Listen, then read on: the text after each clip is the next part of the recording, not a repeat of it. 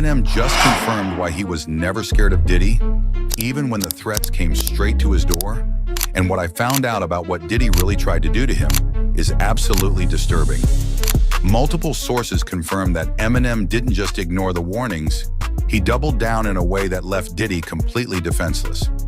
Stick around until the end, because the evidence I'm about to show you changes everything you thought you knew about this rivalry. Look, I know you clicked on this video because something always felt off about how Eminem would mention Diddy in his tracks, right? While everyone else in the industry walked carefully around Puff, Marshall would just drop devastating lines and move on with his life like nothing happened. And you were right to be suspicious, because what was really going on behind the scenes was a psychological war that Diddy could never win. Here's what you're going to discover in this video. First, the specific threat Diddy sent to Eminem and why it was so different from how he handled other artists. Second, the exact reason why Eminem was completely immune to the type of intimidation that worked on everybody else. Third, how Dr. Dre played a crucial role in protecting Marshall from something way darker than just verbal threats. And finally, I'm going to reveal the real reason Diddy eventually had to back down. And it has to do with something Eminem kept his life insurance for years. But before we get to the threats, you need to understand something fundamental. Eminem was never scared of anyone in this industry, not even Suge Knight, the man literally everyone feared. Let's go back to the early 2000s. Suge Knight was known as the boogeyman of the hip-hop industry. This dude didn't just intimidate, he dominated. He'd hang people off balconies to get signatures on contracts. He'd beat artists unconscious for using the office phone without permission. People weren't scared of Suge, they were terrified of Suge Knight. But when Suge showed up at 50 Cent's in Dog Club video shoot with a full crew of Mexican gangsters with tattoos on their foreheads, you know who walked outside to confront him? Eminem. No hesitation, no extra security, no backup. He just walked straight outside and asked Suge what he wanted. This when I knew Eminem was real. He's like, I don't give a fuck, man. That's this when I knew. I'm like, damn, Eminem is a real motherfucker. These niggas outside. What's up? And then the Suge just walked away. The Mexicans looked kind of confused, like they didn't know what's going on. Did you hear that? Suge Knight, the guy who had terrorized the entire industry for decades, just walked away. Why? Because he realized he was dealing with someone who didn't operate under the same rules as everyone else. Eminem wasn't playing the industry game. He was from Detroit, from 8 Mile. He'd grown up in situations where real violence wasn't a threat. It was Tuesday. So if Eminem wasn't scared of Suge Knight, why the hell would he be scared of Diddy? Now here's where things get interesting. Diddy's power never came from physical intimidation like Suge's did. Puff's power came from something way more insidious: control, blackmail, industry connections. The ability to make careers disappear with a phone call. And most importantly, having dirt on people that could destroy their entire lives if it ever got out. That's how Diddy operated. He'd get you in compromising situations, make sure everything was recorded on those 250 hidden cameras he allegedly had installed in his houses, and then you were his forever. That's the game. That's how he kept people in line for decades. But here's the thing about Eminem. You can't blackmail someone who doesn't give a fuck about his reputation.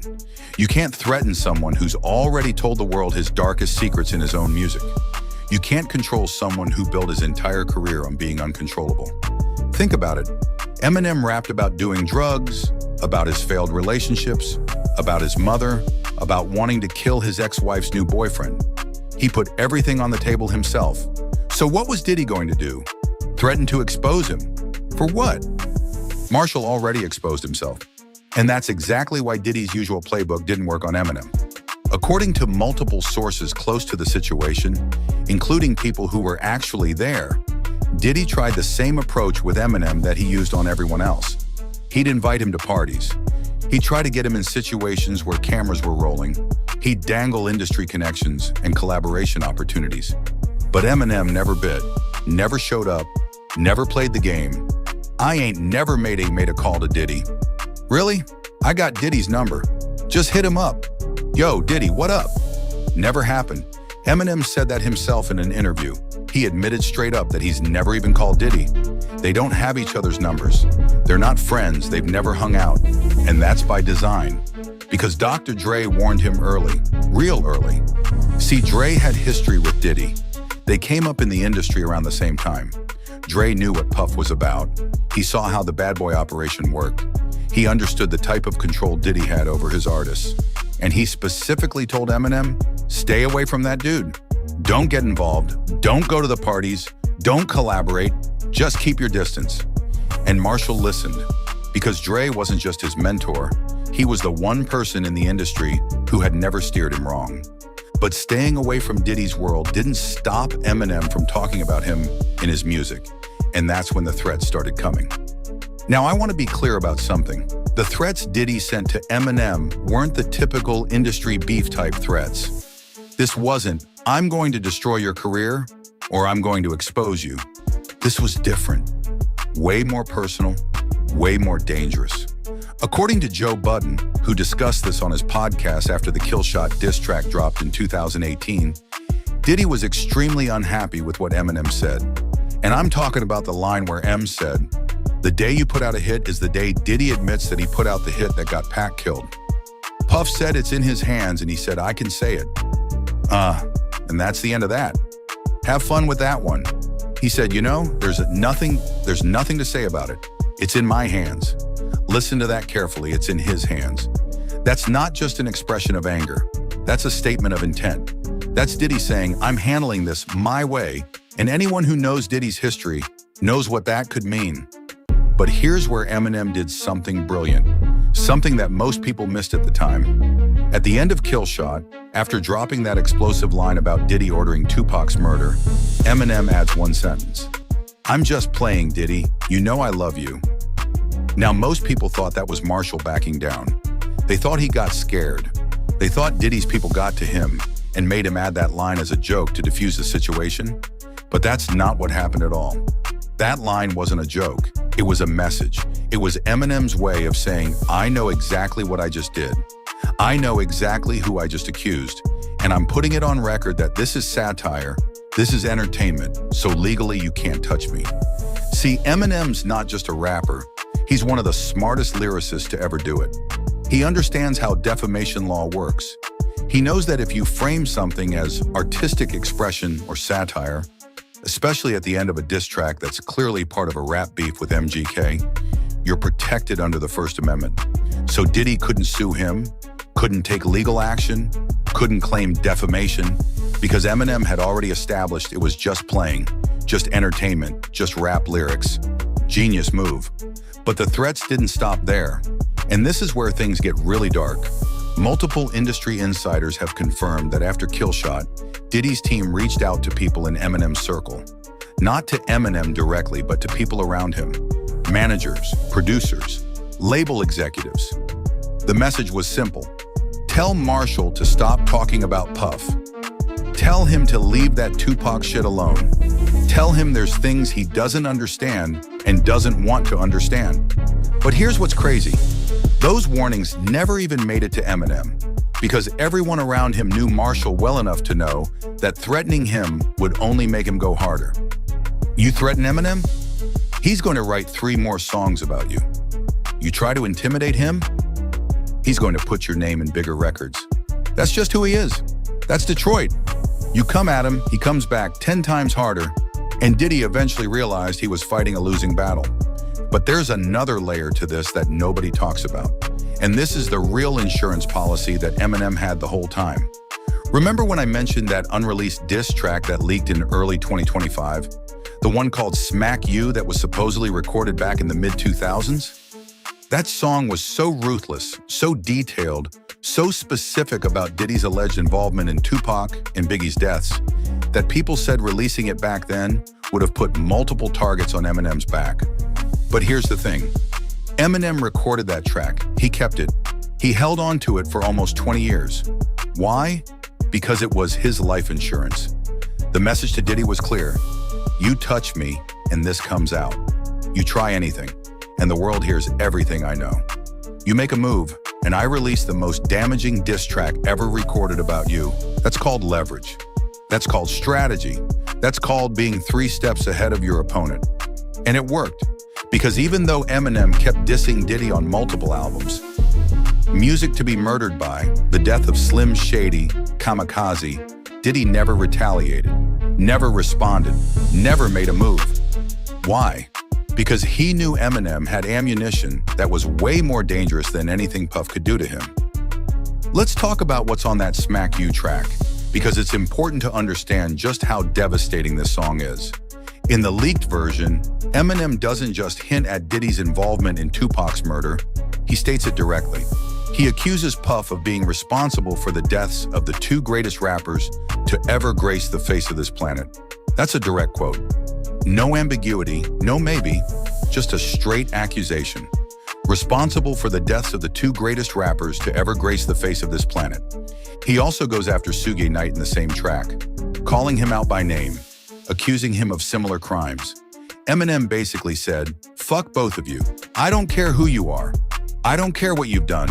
I'm saying what everyone's been too scared to say." And this was recorded in the mid-2000s, remember? Years before the Keef D arrest, years before the documentary Murder Rap came out, years before any of this Diddy stuff went mainstream, Eminem was calling it out when it was still considered conspiracy theory. That takes balls. That takes conviction. And that also means Eminem knew something, had sources, had information that most people didn't have access to. So when Diddy's people started making threats, Marshall could always point to that track and say, "You really want to test me? You really want to see what happens if I decide to officially release this?" And Diddy had to back down, had no choice. Now let's connect this to what's happening right now in 2024 and 2025, because this story isn't over. It's actually just getting started. Diddy's currently locked up facing federal charges. The investigation keeps expanding. More victims are coming forward. More evidence is being unsealed. And Eminem's name keeps coming up in a very specific context. Multiple lawyers representing Diddy's victims have said that several high-profile rappers knew what was going on at those parties. They knew about the recordings. They knew about the compromising situations. They knew about the abuse, and they stayed silent. But Eminem's not on that list. Why? Because he was never there, never attended, never participated, never got involved. And now with 50 Cent producing the Reckoning documentary that's currently the #1 show on Netflix in both the US and UK, Eminem's past lyrics are being looked at in a completely new light. People are going back and listening to every line Eminem ever said about Diddy, and it's all aging like fine wine. Every accusation, every innuendo, every joke that wasn't really a joke, it's all being validated by what's coming out in the federal investigation. On the Death of Slim Shady album, Eminem went harder at Diddy than ever before. In the track Fuel, he drops this line, "Rapper without a P-A-P-I." So yeah, technically R-A-P-P-E-R without the P is just raper, as in rapist. And Say-S stands for sexual assault. He's literally calling Diddy a rapist on a major label album. And nobody can do anything about it, because at this point, with federal charges pending and multiple accusers coming forward, it's basically just stating facts that are already public record. Then he continues, "R.I.P., rest in peace. Biggie and Pac. Both of y'all should be living, but I ain't trying to beef with him because he might put a hit on me like Keef D. Get him." Again, direct accusation, no ambiguity, and Diddy can't respond because he's literally locked up facing charges that include references to his alleged involvement in Tupac's murder. Eminem won the long game. He stayed clean, he stayed distant, he kept his leverage, and he waited. And now, while Diddy's empire is crumbling, while his reputation is destroyed, while he's sitting in a jail cell waiting for trial, Eminem's still out here making music, still successful, still respected, still untouchable.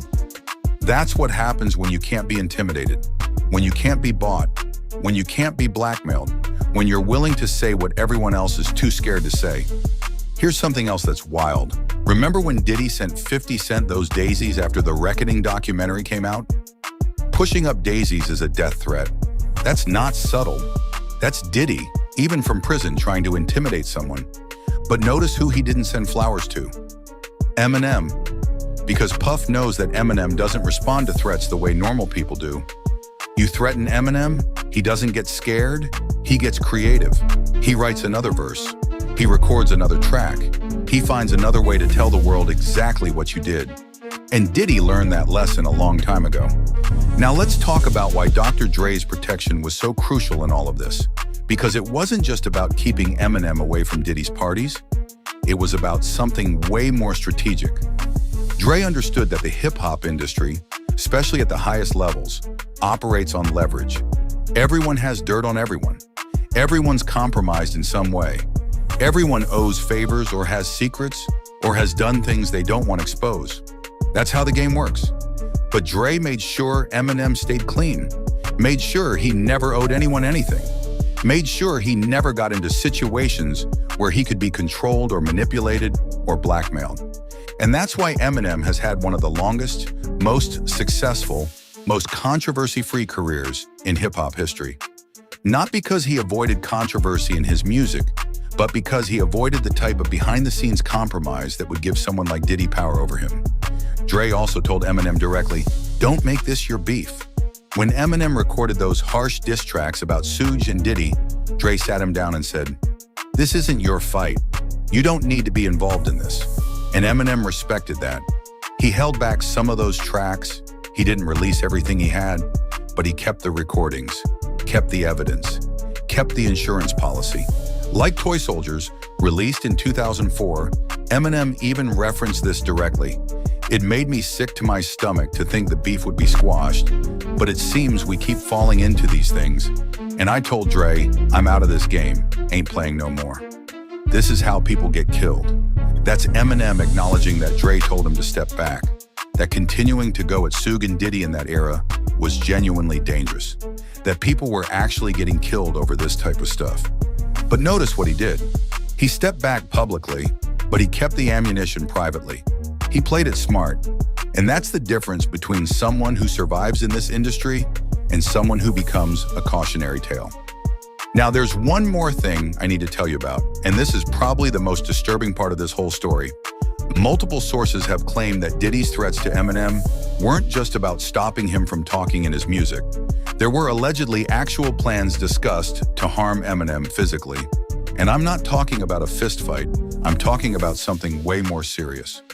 Gene Deal, Diddy's former bodyguard, has hinted at this in multiple interviews. He's talked about how Diddy would deal with people who became problems, how there were different levels of responses depending on how big the threat was, and how Eminem was definitely considered a problem. But according to Gene and others, the reason nothing ever happened was twofold. First, because Eminem was under Dr. Dre's protection, and Dre still had serious connections from his death row days. You couldn't just touch someone in Dre's camp without serious consequences.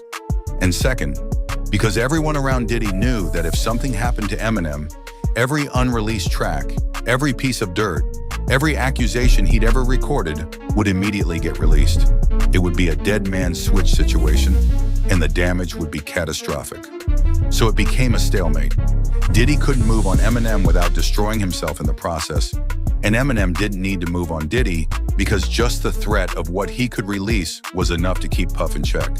That's power, real power, not the fake industry power that comes from money and connections, but the power that comes from having the truth and being willing to use it. Let me give you one more piece of evidence that shows just how carefully Eminem played this whole thing. In 2020, an unreleased Eminem verse leaked online. It was recorded in 2019 for the remix of Conway the Machine's track Bang. In the original version, Marshall directly dissed Diddy's media company, Revolt TV. Shout to Puffy Combs, Revolt. Y'all are like a fucked up remote. Now I get it why our button is broke. That verse was never supposed to come out. It leaked by accident. And less than 24 hours later, Eminem posted an apology on Twitter. He said the verse was recorded in the heat of the moment, that he never intended to release it, and that he respects Revolt. Now, why would Eminem apologize for something he's been doing for 2 decades? Why would he suddenly care about Diddy's feelings? He didn't. The apology wasn't for Diddy, it was strategic. By apologizing publicly, Eminem maintained the moral high ground. He looked like the bigger person. He avoided any potential lawsuit or legal drama, and he kept his leverage intact. Because here's the thing, if Eminem had let that leak stand without comment, Diddy's lawyers could argue that Marshall was intentionally trying to damage Revolt's business. They could file lawsuits. They could create legal problems. But by immediately apologizing and saying it was never meant to be released, Eminem cut off any legal avenue for retaliation. He protected himself while still getting the diss out there for everyone to hear. Again, genius move, 3 steps ahead. So let's bring this all together. What did Diddy really threaten Eminem with? Based on everything I've uncovered, the threats were multi-layered. There were implicit threats about physical harm, though never explicit enough to be actionable. There were threats about destroying Eminem's career through industry blacklisting, though that was never going to work because Eminem was already too big. And there were threats about exposing private information, though Eminem never gave Diddy anything to expose. But more importantly, there were warnings. People around Diddy reaching out to people around Eminem saying, "Tell him to stop. Tell him he doesn't understand what he's getting into. Tell him there are consequences for saying certain names and making certain accusations." And Eminem's response? "Fuck you. I'll say whatever I want. I'll call out whoever I want. And if you try to stop me, I'll release everything I've been holding back." That's why Diddy eventually had to back down. That's why the threats stopped. That's why, even now with Eminem continuing to mention Diddy in his recent albums, Puff hasn't retaliated, because he can't. The leverage is all on Eminem's side, always has been. And now with Diddy locked up and facing decades in prison, with his entire empire collapsed, with victims coming forward every day, Eminem's years of accusations are being validated in real time. Everything Marshall said was true. Everything he hinted at was accurate. Everything he warned about was happening behind the scenes. And the craziest part? Eminem knew it all along. He just waited for the world to catch up. So here's my question for you. Knowing everything you now know, do you think Eminem has even more unreleased material about Diddy? Do you think there are more tracks we haven't heard? More accusations that haven't been made public? Drop your thoughts in the comments below. I want to know what you think is still coming. And if you made it this far, thank you for watching. This story goes way deeper than most people realize, and we're probably only seeing the tip of the iceberg. Make sure you hit that subscribe button and turn on notifications because more information is coming out every single day. Victims are speaking up. More evidence is being unsealed, and Eminem's role in exposing all of this is far from over. The next video I recommend watching is why Dr. Dre warned Eminem about Diddy back in 1997. That video breaks down the early history between Dre and Puff and explains why Dre knew exactly what Diddy was capable of.